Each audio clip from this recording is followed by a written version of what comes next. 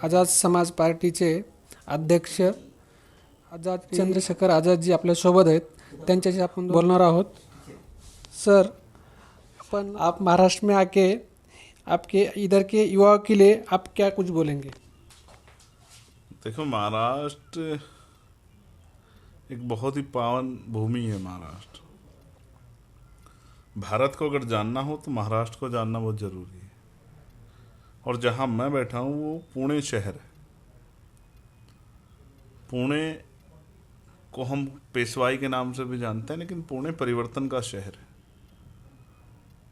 आज भारत में कल एक बड़ी घटना को भारत ने अंजाम दिया कि चंद्रयान जो है वो चांद पर जो है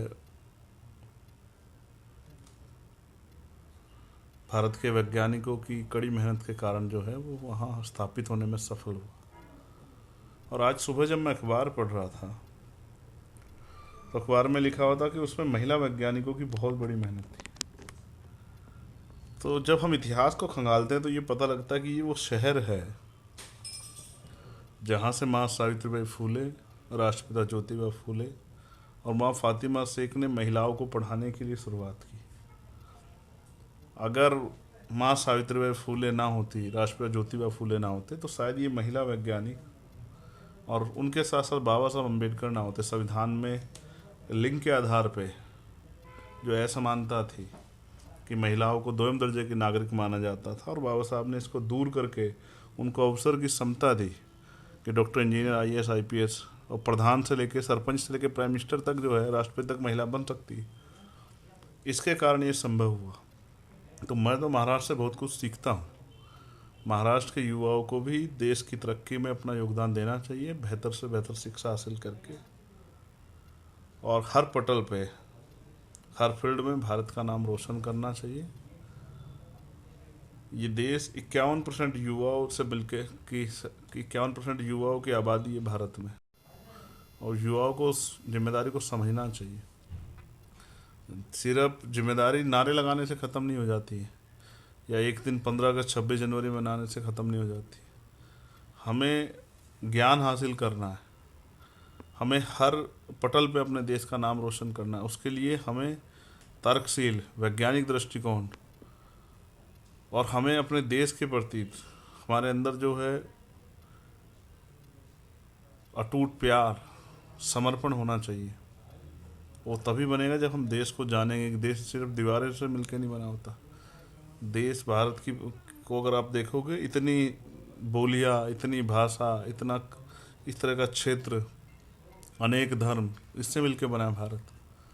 तो ये सेकुलर मुल्क जो भारतीय संविधान ने हमें जो ताकत दी, ये बनी रहे. तो सबको मिलके अपने मौलिक कर्तव्य और अधिकारों का प्रयोग करना चाहिए. लोग अभी जानते नहीं है, इसलिए मैं ये कहूँगा कि महाराष्ट्र में भी कक्षा 1 से लेके और कक्षा 10 तक भारतीय संविधान पढ़ाना चाहिए सरकारों को, और देश भर में पढ़ाना चाहिए भारतीय संविधान. क्योंकि जब तक लोग अपने अधिकार, अपने कर्तव्य नहीं जानेंगे, तब तक उसका पालन नहीं कर पाएंगे. और मुझे आशा उम्मीद है कि युवाओं के भरोसे पर नए भारत को खड़े करने की जिम्मेदारी ये पूरा होगा, लेकिन इसमें थोड़ा सा समय लगेगा. क्या आप महाराष्ट्र के युवाओं के लिए कुछ प्रेरणा देंगे, कुछ बोलेंगे? क्योंकि महाराष्ट्र के युवाओं को अभी कुछ सीखना है, बहुत कुछ. संविधान आप बोले, जो संविधान सीखना है, तो आप महाराष्ट्र के युवाओं के लिए कुछ बोलेंगे? नहीं, मैं महाराष्ट्र में बहुत ऊर्जा देखता हूँ. महाराष्ट्र के नौजवान, जब 14 अप्रैल आती है, भीमा कोरेगांव आता है, या माँ जीजाबाई जयंती आती है, फूले जयंती आती है, या शिवाजी जयंती आती है, बड़ा उत्साह मनाते हैं. बस उनको, उन महापुरुषों को पढ़ के उनके रास्ते पे चलने की ज़रूरत है. हमें विचार को पकड़ने की ज़रूरत है, चरित्र की जगह. चरित्र को पकड़ने की ज़रूरत है चित्र की जगह. और एक समय आएगा कि महापुरुषों के चरित्र के साथ देश फिर से सोने की चिड़िया बनेगा. और ये वही पुणे है जहाँ से मान्यवर काशीराम साहब ने अपना आंदोलन शुरू किया, और DRDO साइंटिस्ट की नौकरी छोड़ के और समाज के लिए अपना जीवन समर्पण. यहाँ इस मिट्टी में समर्पण है, विश्वास है. इस मिट्टी में अपने पैरों पर खड़ा होने के लिए बल है. तो आज हमारे जैसे हजारों लाखों लोग पुणे से बहुत कुछ सीखते हैं, महाराष्ट्र से बहुत कुछ सीखते हैं. महाराष्ट्र अपनी जिम्मेदारी को समझ के आज जिस तरह का राजनीतिक उठापटक यहाँ चल रहा है, उससे बाहर निकल के एक मजबूत सरकार भी बनाए रही. महाराष्ट्र के नौजवानों को ये तय करना है. महाराष्ट्र में तो पूरा बीजेपी का राज्य है, लेकिन आपके उत्तर प्रदेश में भी तो वही है। लेकिन अभी महाराष्ट्र में या उत्तर प्रदेश में आपका कुछ एजेंडा रहा है कि सब लोग आप इधर खड़ा करेंगे या कुछ आज़ाद पार्टी का कुछ आगे एजेंडा चलाएंगे? हम लोग मेहनत कर रहे हैं। कोई भी चीज़ एक दिन में तैयार नहीं होती और एक दिन में ख़त्म नहीं होती है। जो लोग पहले से कहीं जुड़े हुए हैं उनको अपने साथ लेके आने के लिए उनको बहुत मजबूती से उनके अंदर विश्वास पैदा करना पड़ेगा। तो अभी तो हम 3 साल की पार्टी है हमारी आज़ाद समाज पार्टी, फिर भी हमने बड़ी एक पहचान बनाई देश भर में अपने संघर्ष के बदौलत। और मुझे विश्वास है उन्हीं साथियों के संघर्ष से आने वाले दिनों में हम लोगों के दिलों में भी राज करेंगे। और आज़ाद समाज पार्टी महाराष्ट्र के साथ साथ पूरे देश में ताकतवर पार्टी बनेगी। उसकी जिम्मेदारी हमारे कंधों पे है। और इसकी वजह से जो नौजवानों की बेसिक समस्या आज के समय में रोज़गार, अच्छी एजुकेशन, अच्छा इलाज, उस पर हम लोग काम कर रहे हैं। और जब हमें अवसर मिलेगा तो हम एक बेहतरीन काम करके दिखाएंगे। हम उन नौजवानों को जो आर्थिक कमी के कारण जिनके सपने कुचले जाते हैं उनको मुख्य धारा में लेके आएंगे। हम प्रयास करेंगे कोई गरीब पैसों की कमी के कारण जो है उसकी पढ़ाई ना छूटे, उसके परिवार में जो इलाज होना है बीमारी की समस्या होगा वो ना, उसके लिए उसको किसी तरह की समस्या का सामना ना करना पड़े। किसी के सर पे छत की समस्या ना हो, किसी के लिए खाने की समस्या ना हो, किसी के लिए पहनने के लिए अच्छे कपड़ों की समस्या ना। ये बेसिक बुनियाद है। हम चंद्रमा पे चले गए हैं, लेकिन सच ये है कि देश में अभी भी 80% तब लोग जो हैं वो बुनियादी सुविधाओं से वंचित हैं। उन सब के बारे में सोचना पड़ेगा। आप चलिए यहाँ से थोड़ी दूर मुंबई, आपको एहसास होगा कि 20 गज ज़मीन में जो है ना 20 लोग ही रह रहे हैं। तो अगर ढंग से सो जाएं तो पैर बाहर चले जाएं मकान से। उनके बारे में सोचना पड़ेगा। और जिस तरह शहरों के नाम पे, डेवलपमेंट के नाम पे गरीबों को उजाड़ा जा रहा है शहरों से उनकी बस्तियों को, ये भी न्याय नहीं है, ये भी अन्याय है।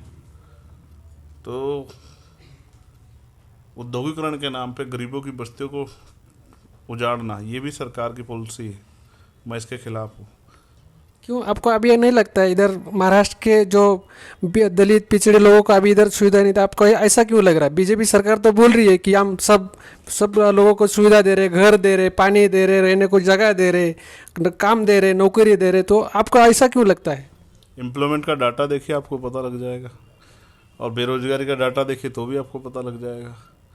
और जिस तरह से भुखमरी का डाटा है उसको भी आपको देखिए, आपको पता लग जाएगा। मैं कुछ भी बोलूँगा आपको लगेगा कि मैं सरकार के खिलाफ बोल रहा हूँ, लेकिन अगर आप ये डाटा खुद पढ़ेंगे तो शायद आपकी आंखें खुल जाएं, आपको पता लग जाए कि मैं जो बोल रहा हूँ वही सत्य है।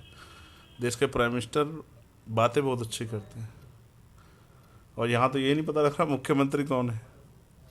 महाराष्ट्र में तो आज ये हाल है कि जो चीफ मिनिस्टर की चेयर पे बैठा वो मुख्यमंत्री है, या ऐसे चीफ मिनिस्टर को इशारा कर रहा है वो मुख्यमंत्री है। तो यहाँ तो सीएम के ऊपर सुपर सीएम है। तो महाराष्ट्र के लिए मैं ज़्यादा कुछ नहीं कह रहा। तो मैं तो इतना ही कहूँगा, महाराष्ट्र के नौजवान जब इस बार फैसला लें, महाराष्ट्र की जनता जब इस बार फैसला लें, तो उनका फैसला ऐसा होना चाहिए कि उनकी डोर कहीं और ना हो, जनता के हिसाब से नेता काम करे। ठीक आहे, धन्यवाद. आपल्यासोबत आझाद समाज पार्टीचे चंद्रशेखरजी आझाद होते.